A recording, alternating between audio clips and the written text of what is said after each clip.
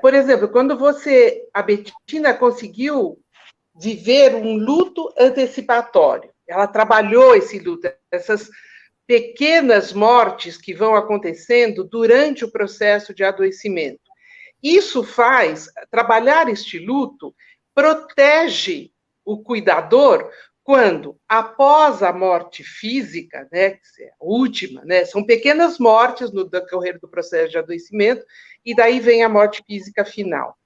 Daí é mais fácil para o cuidador recomeçar a sua vida após a morte física, quando ele tem este tempo de preparação. Um outro fator, que são todos os sentimentos que norteiam o cuidar, e que muitas vezes são sentimentos paradoxais, né? Aquilo que quem cunhou esse conceito de perda ambígua foi a Pauline Boss, aonde a pessoa ela vive essa oscilação, né? De culpa e esperança, de ódio e amor. São situações muitas vezes conflitantes, mas que fazem parte desse universo. Outra coisa, um dos sentimentos que surge mais para o cuidador é o sentimento de solidão.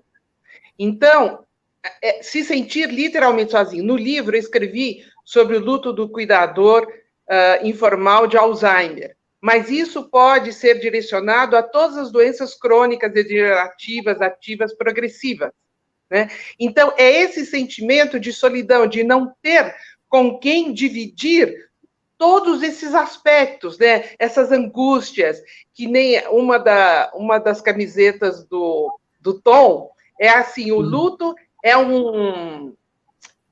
como é que você escreveu, Tom? É uma montanha-russa de emoções. Isso. Uma montanha-russa de emoções. E é isso mesmo. Sobrecarregada. Mas aí... Em luto, né, Vera? Sobrecarregada e em luto também, né? Sim, sim. E também, né, Vera? Eu acho que também tem essa questão. Além de sobrecarregada fisicamente, emocionalmente, ela também estava vivendo este luto. Porque da mesma forma como você falou, né, que também foi o seu processo de... se despedir daquele irmão que não existia mais e entender quem era esse novo irmão, era o mesmo processo para ela, né? E eu acho que também tem uma fala que você traz, que eu acho que muitas vezes filhos, né, falam, principalmente crianças, né, Vera? Tipo, de que tem a morte de uma criança. E a outra criança sofre muito também, porque os pais não conseguem, não dão conta disso. Então, desculpa só te interromper, mas acho que era importante. Vera, você tem alguma coisa a acrescentar nisso? Eu acho que é bem esse olhar, né?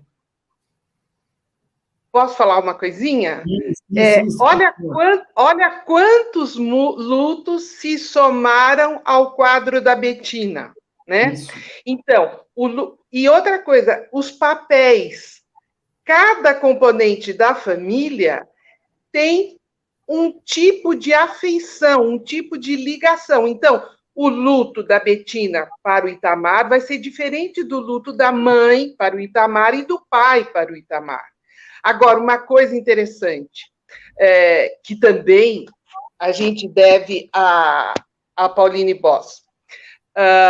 Quando ela fala das perdas ambíguas, é assim, eu tenho a presença física, mas eu tenho a ausência psicológica. Então, eu tenho a presença física porque está aí, mas eu não reconheço mais aquela pessoa como aquela história de vida que se formou durante anos e anos. Então, seria como? Eu tenho que fazer uma desconstrução desta presença e uma reconstrução da ausência. De uma maneira, assim, que tem muita gente leiga, né, nos ouvindo. Isso é um termo um pouco técnico. Seria mais ou menos assim, eu tenho que deixar de amar o ideal e amar o real. Porque na nossa fantasia, nós temos o ideal, né? O ideal da mãezinha que fica velhinha, mas nos acompanha até o fim, o ideal do irmão. que vai ser meu companheiro, meu amigo até o fim. Então, eu tenho que desconstruir este ideal que não existe mais e amar o real. Qual é o real? Eu tive a minha mãe com Parkinson e depois evoluiu para uma demência senil, né? Então, tanto é que eu comecei da prática para a teoria. Então, eu entendo muito bem o que a Bettina está falando. Porque eu tinha minha mãe fisicamente, mas aquela identidade de mãe eu já não tinha mais. Então, é a presença física, mas a ausência psicológica, né? E outra coisa que a Bettina falou, que ela, ao escrever, primeiro que é um talento da Bettina esse, né? Como professora, como escritora, aflorou já algo que fazia parte dela. Então, os talentos, eles podem ser usados como artes terapêuticas, né? Então, a escrita, ela é altamente terapêutica, na medida em que eu escrevo, quem escreve um diário, quem escreve um livro, né? É uma maneira, por exemplo, que a Bettina trouxe, de trazer o irmão à vida. E, por outro lado, uma coisa linda que aconteceu. O que ela mostrou através do blog? Que muitas pessoas estavam passando por situações similares e que também se sentiam sozinhas e que, através dessa manifestação da Bettina, encontraram um respaldo. Olha, você não está sozinho. Tem até um livro de Alzheimer que também usa esse mesmo título. Você não está sozinho. Só mudam, logicamente, os protagonistas e os cenários. Mas é isso. Bom, a Bettina já falou, o amor é o primordial, né? Mas, por exemplo, a presença dos amigos, as redes de apoio, isso são tremendamente importantes. E aqui eu vou fazer uma alerta. Eu vou falar especificamente, por exemplo, né, que nem Alzheimer ou um coma, vão visitar o paciente. Né? Porque as pessoas falam assim, eu não vou visitar, ele não sabe mais quem eu sou, ou ele não está mais aí, mas espera um pouquinho. E o cuidador? O cuidador está vivo, está aí, ele precisa também. Então, muitas vezes é assim, vai fazer uma visita para o cuidador também. E se prepare, logicamente, para ouvir, né, histórias. Eu também costumo falar para o cuidador, quando chegar uma visita, né, também não aluga essa visita, porque senão vai ser a primeira e a última vez que a pessoa vai, né? Faz um cafezinho, põe um bolinho, né? Torne uma visita agradável para que essa visita se repita mais vezes. Mas é muito importante isso. Agora, é aquela coisa, não se sentir sozinho mesmo. O cuidar do outro jamais deve excluir o autocuidado. Porque, muitas vezes, principalmente quando se trata de mãe e filho, a mãe deixa de se cuidar para cuidar do filho, né? Quando há uma ligação de afeto muito grande, as pessoas, elas deixam de se cuidar, deixam de olhar para si para cuidar do outro. E daí, depois de algum tempo, eu vou ter dois doentes, né? O cuidador doente e o doente por conta da doença mesmo. Então, a gente sempre orienta dessa maneira. Nunca, jamais, se, por exemplo, que nem a Bettina, que gosta de escrever, ou um outro que gosta de pintar, ou seja o que for, continue fazendo isso, sabe? Porque isso vai alimentar a sua vida também. No começo, assim, para também evitar o sofrimento dos meus pais, quer dizer, tinha uma prepotência de achar que eu pudesse evitar o sofrimento deles.